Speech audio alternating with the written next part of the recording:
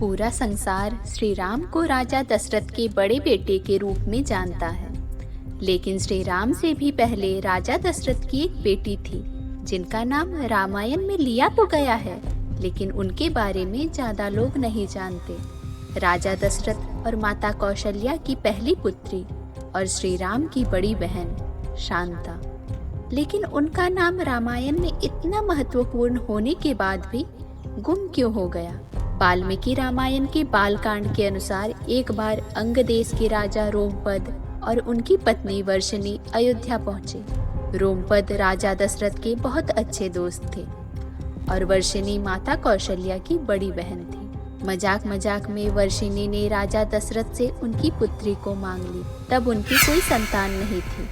राजा दशरथ उनका ये दुख समझते थे और इसीलिए उन्होंने यह बात स्वीकार कर शांता को गोद देने का वचन दे दिया।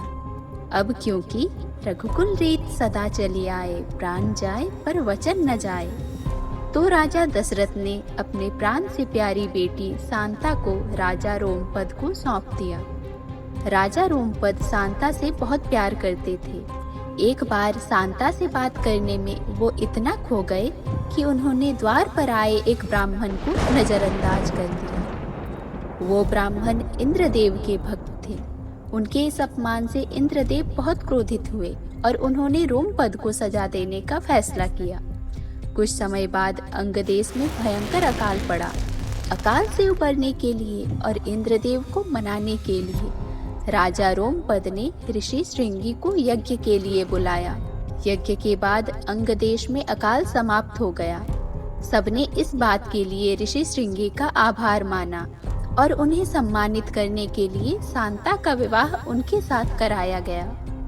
आगे चलकर इन्हीं ऋषि द्वारा किए गए पुत्र कामेष्टि यज्ञ से श्री राम, लक्ष्मण, भरत और शत्रुघ्न का जन्म हुआ।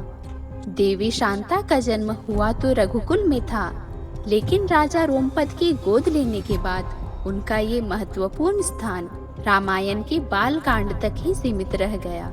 अगर आपको भी देवी शांता से जुड़ी और बातें पता है तो हमें कमेंट में ज़रूर बताएं और ऐसी ही रहस्यमयी वीडियोस देखने के लिए हमारे चैनल को सब्सक्राइब करें। जय श्री राम।